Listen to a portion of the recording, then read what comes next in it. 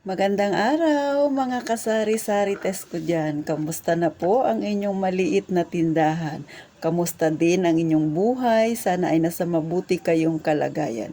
So itapik natin ngayon, alin ba ang mas magandang negosyo?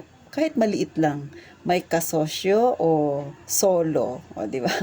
O ipapakita ko sa inyo ha, ito ay personal experience din ng mother ko. Ha? Bagamat hindi siya tindahan na ganito, sari-sari store, pero negosyo pa rin. Si mother ko ay mahilig maglako-lako noon nung medyo dalagita pa lang ako. Syempre, maliit kasi ang sinasahod ni father. So, para magkaroon din siya ng sarili niyang pera at makatulong sa gastusin, naglako-lako si mother. Nagluluto sila noon ng bilo-bilo at kung ano-ano pa. Ngayon, may kasosyo si mother. So, kapitbahay lang din namin, naalala ko pa noon. Kaya lang nakita ko ang hirap ni mother. Alam niyo bakit mahirap ang may kasosyo? Si mother na namamalengke ng pangbilo-bilo nila o ng ititinda nila. Tapos siya rin ang nagluluto. Tapos pagkatapos ilalako na nila. So, pag nagtitinda na sila, yung kasosyo niya na yun, naalala ko noon, taga kasama niya magbuhat, o, diba? So, si mother, dalawa sila nagbubuhat kasi malaking kaway, ay yung parang kaldero na malaki yung dala-dala nila. So, si mother, dalawa sila nagbubuhat. Si mother taga sigaw, si mother taga lagay doon sa pag may bibili. So, halos kanya lahat yung trabaho.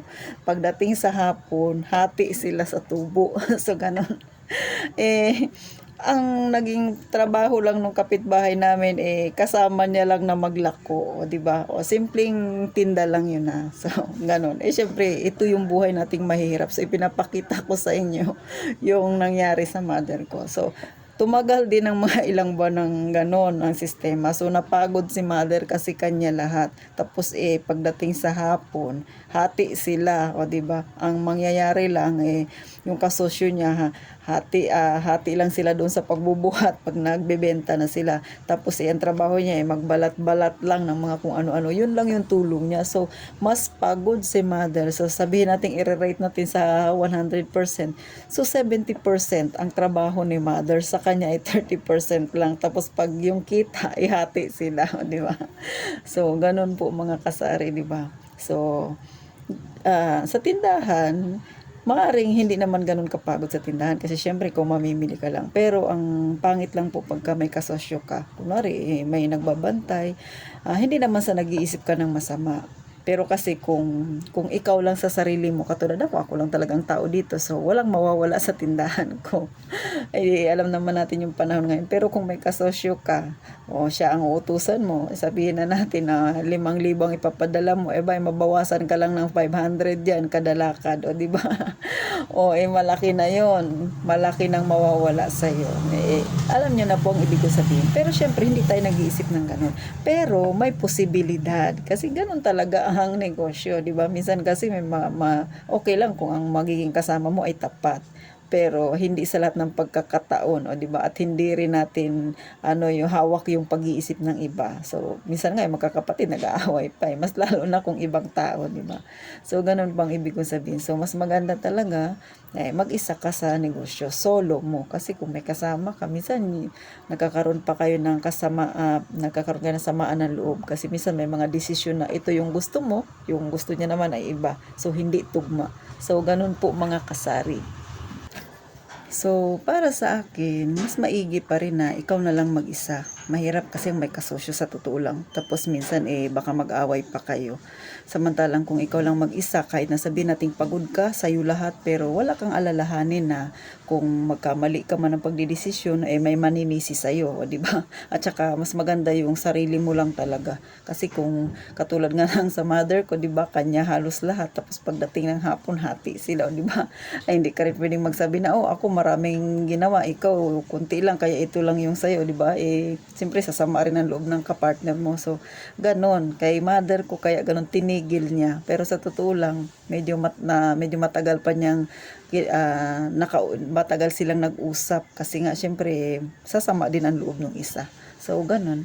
Kaya kung magbi-business kayo at naisip ninyo na may partner kayo, kunwari kayo ay walang puhunan, tapos yung magiging kapartner nyo siyang magpapaluwal, mas maigi po mag-solo kayo. Ito naman ay sa experience ko lang. Kasi Sa totoo lang, gano'n yung nangyari kay mother nung time na yun. Wala pa siyang puhunan. So, yung may puhunan lang yung kakilala niya.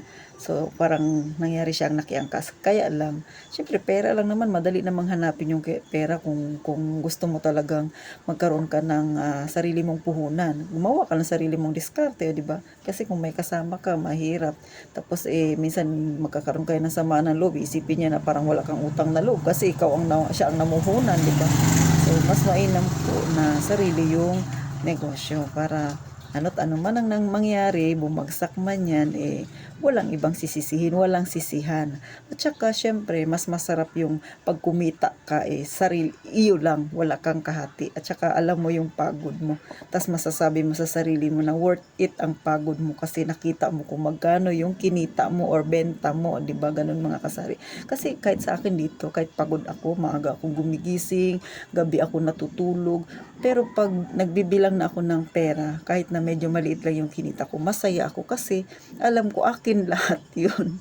Wala akong paghahatian. At saka syempre, akin lahat ng desisyon. Gusto ko magpahinga, sara ko tindahan ko. Di ba? Wala akong ibang iisipin. Walang magsasabi sina, bakit ka magsasara? Bakit kailangan mo pang magpapaliwanag ka? Di ba?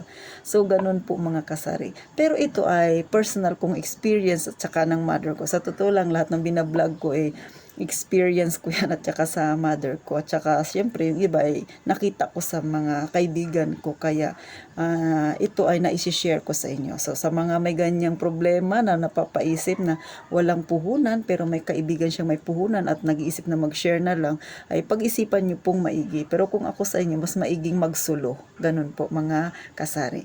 So muli, thank you po sa inyong panonood, sa inyong pagsubaybay sa aking maliit na channel. Sana po ay huwag kayong magsawa kasi tayo ay magtatapik lagi ng realidad ng buhay nating mga mahihirap. Ito talaga yung buhay nating mga masa.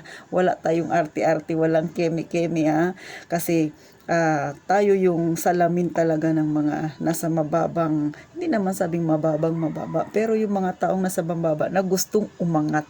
O di ba?